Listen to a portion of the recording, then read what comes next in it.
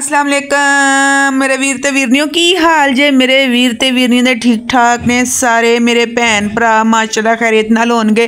कल मैं जिवें तुहानूं दस्सिया सी कि मैं अपने भरा दे घर गई सी, बड़े खुश होए मैनूं देख के, बच्चे भी, भाभी भी, भाई भी, सारे बहुत खुश होए। ते जेहड़ियां मसलन कि ननाना कहंदियां ने ना कि साड़ियां भरजाइयां सानूं देख के खुश नहीं होंदियां, ते भाई तुसीं भी भरजाइयां नाल सही रहा करो ते तुहाड़ियां भरजाइयां भी तुहानूं देख के खुश हो जाया करन।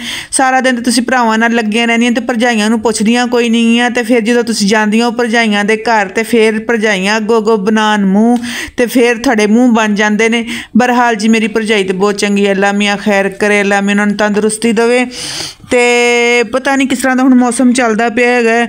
औरतां जिहड़ियां ने लॉन पा के फिरदियां पईयां ने, बच्चियां ने जर्सियां पा लियां ने, बुढ़े कंबल पा के बैठे हुए ने, कंबलों दे विच वड़ गए ने, बंदियां ने पखे चला लए ने। ते पता नहीं समझ नहीं आती पई, वाह नवंबर तेरे नज़ारे पागल कर दिते ने तू सारे हैं। यह हिसाब किताब चलता पिया मौसम का, समझ तो बाहर होया पिया। शुक्र है कि जी फोक हैगी थोड़ी जी कम हो गई है, बड़ा लम्मियां दा सान है। तो मैं फिर उत्थों जो वापस आई ना की कहते ने भरा दे घरों तो गली च लड़ाई हुंदी पई सीगी, ते असी ते भाई अंदर बुरके शुरके लाए रखे। बुरके तुसीं यकीन करो जिहड़ा लाइव देखण दा मज़ा हैगा वो किते भी नहीं हैगा, इहो जिहा मज़ा किते भी नहीं हैगा। वो मज़ेदार दिल बहार फिल्म जिहड़ी हुंदी है ना वो लाइव ही बंदा देख सकदा हैगा। ते वो लाइव देखण दा मज़ा ये हैगा कि बंदा ना कोई उत्तों लटकिया पिया हुंदा है चवारियां तो, कोई नुक्करां, कोई दरवाज़िਆਂ ਦੇ ਵਿੱਚੋਂ ਝਾਤੀਆਂ पा देखते पे होंगे ने कि लड़ाई हो गई जी, बच्चे बुच्चे लड़ पैंदे ने। फिर तो लड़ाई जो होंगी है ना तो उदों फिर ना सारे इकट्ठे हो जाते हैं, एक दूसरे छुड़ान छून ये वो, बच्चों के स्यापे ने जी, की कर सकता बंदा।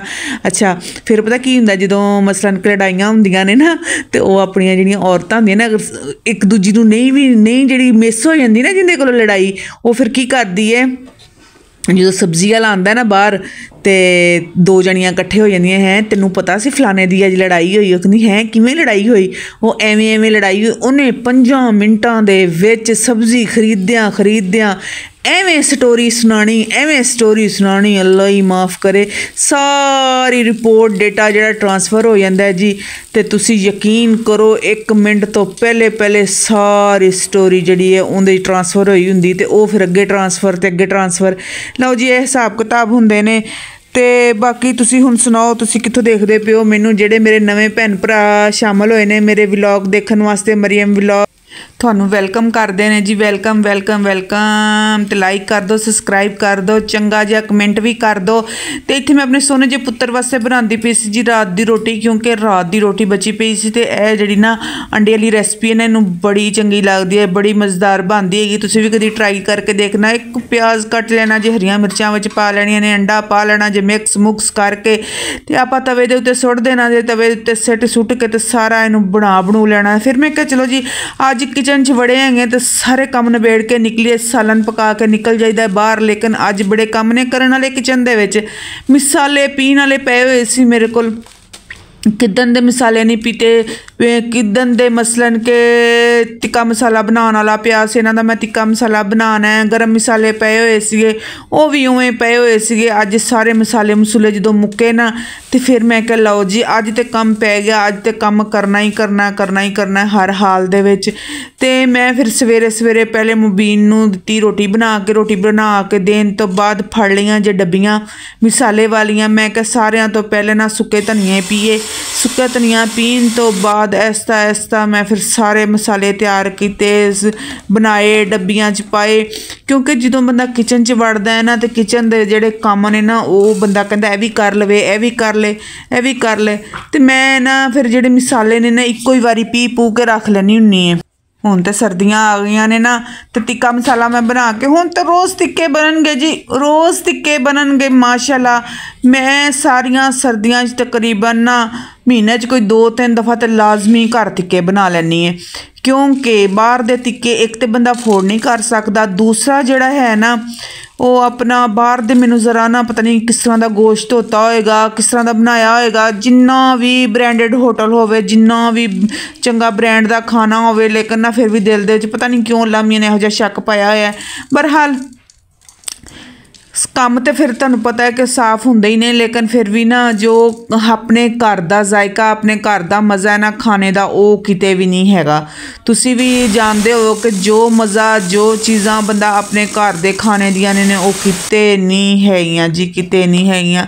ਇੱਥੇ ਜੇ ਅਸੀਂ ਗਰਮ ਮਸਾਲਾ ਪੀ ਲਿਆ ਹੈਗਾ ਤੇ ਮੈਂ ਕਿਹਾ ਵੀ ਚਲੋ ਜਦੋਂ ਮਸਾਲੇ ਪੀ ਕੇ ਤੇ ਬੰਦਾ ਰੱਖ ਲਵੇ ਨਾ ਤੇ 4-5 ਮਹੀਨੇ ਤੇ ਆਰਾਮ ਨਾਲ ਗਰਮ ਮਸਾਲੇ ਨਾਲ ਨਿਕਲ ਜਾਂਦੇ ਨੇ।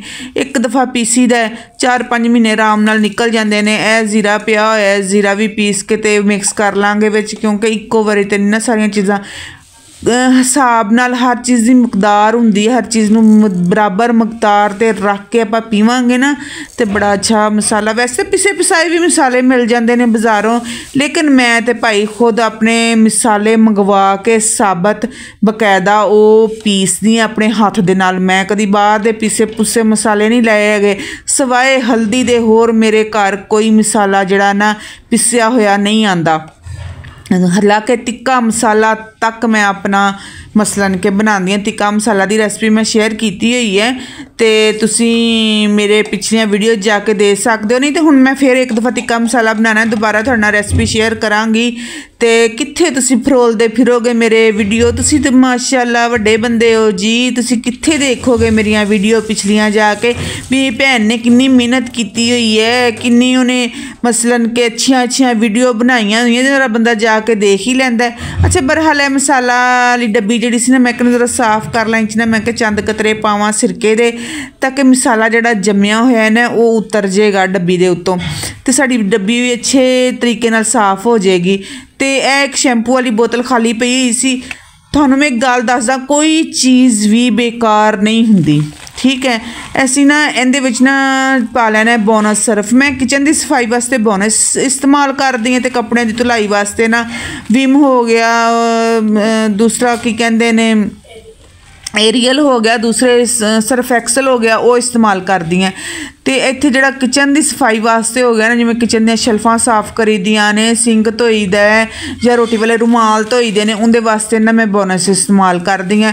तो आपां जदों सर्फ इस्तेमाल करी दी है ना, तो ताज़ी सर्फ पाई दी गिल्टियां होंदियां ने, जल्दी खुरदियां ही नहीं आईयां। तो हुण तो वैसे भी सर्दियां आईयां ने ते बड़ा मसलन कि ना पानी जिहड़ा ठंडा हुंदा है, तो इस तो बेहतर है कि ना बंदा थोड़ा जिहा ना इनू ना सर्फ बना के रख लिया। इहो जिहियां खाली बोतलां ते बथेरियां हुंदियां ने घर दे विच, ते ਇਹ बोतल ਦੇ ਵਿੱਚ मैं पा के ते बना के ते सर्फ ਨੂੰ रख ਦਿੰਦੀ ਹੈਗੀ ਹੈ, ਤਾਂ ਕਿ ਜਦੋਂ ਵੀ ਮੈਨੂੰ ਜ਼ਰੂਰਤ ਪਵੇ ਤੇ ਮੈਨੂੰ ਨਾ ਤਾਜ਼ਾ ਸਰਫ ਨਾ ਬਣਾਉਣਾ ਪਵੇ, ਤਾਂ ਕਿ ਬਾਰ-ਬਾਰ ਸਰਫ 'ਚ ਹੱਥ ਨਾ ਮਾਰਨਾ ਪਵੇ। ਇਸ ਤਰ੍ਹਾਂ ਬੋਤਲ 'ਚ ਬਣਾ ਕੇ ਰੱਖ ਕੇ ਇਹ देखो थोड़ा थोड़ा डालिया शैल्फ के उत्ते, अपनी शैल्फ भी धुल जाती है, अपनी शैल्फ भी साफ हो जाती है, काम भी निबड़ जाते हैं। कोई ऐसा मसला नहीं होंदा जी, मिनट लगता है, मिनट काम निबेड़न लग्या कोई ऐसी चीज़ नहीं है जिहड़ी बंदा नहीं कर सकता। बस चीज़ां नूं सही तरीके दे नाल इस्तेमाल करना चाहिए।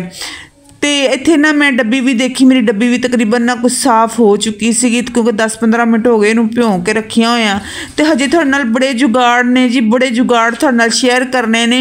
आपां हजे गरीबां दा गीज़र बनाना है, जिहड़े गरीबां दा गीज़र हुंदा है ना, वो बनाना है, तुहाडे नाल शेयर करना है। तो मेरे नाल तुसीं रहना, इंशाअल्लाह अगली वीडियो जिहड़ी है वो होएगी साडे गरीबां दा गीज़र, छोटी जी होएगी वीडियो मेरी। इत्थे मैं मसाले जी लाइन च ला के रख दिते ने, देखो जी माशाअल्लाह सारियां डब्बियां फुल कर दित्तियां ने। साबत मसाला, गरम मसाला, सुक्का धनिया, सौंफ ते काली मिर्च पई हुई है। इहदे नाल हजे मैं अजवाइन दा पैकेट मंगवावांगी, फिर बनावांगी घर च मैं तिक्का मसाला। इनू हजे मैं एक पासे ही रख दिन्नी है।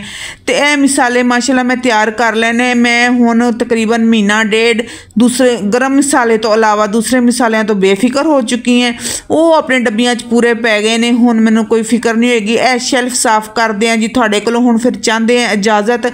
तो सानूं दुआवां च याद रखना, मेरी वीडियो नूं फुल देखना, तो लाइक कर देना, सबसक्राइब कर देना, तो शेयर भी कर देना, एक चंगा जिहा कमेंट भी कर देना अपनी भैन नूं। ठीक हो गया, अल्लाह हाफिज़।